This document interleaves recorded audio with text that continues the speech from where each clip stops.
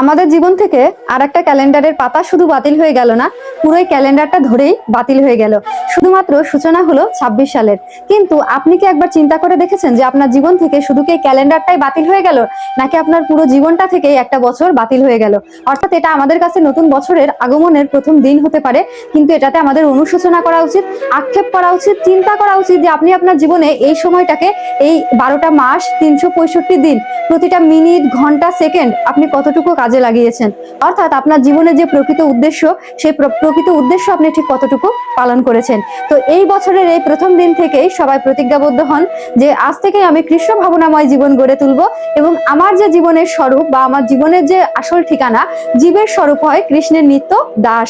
আমি সেই দাস রূপে বা তার ভক্ত রূপে তার সেবা করে তার আলয়ে আবার ফিরে যাব। তো হ্যাপি নিউ ইয়ারের শুভেচ্ছা সবাইকে, এবং নতুন বছরের অনেক অনেক কৃষ্ণ প্রীতি এবং শুভেচ্ছা। সবাই ভালো থাকুন, সুস্থ থাকুন। কৃষ্ণ ভবনামৃতে আপনাদের সবাইকে স্বাগতম। হরে কৃষ্ণ।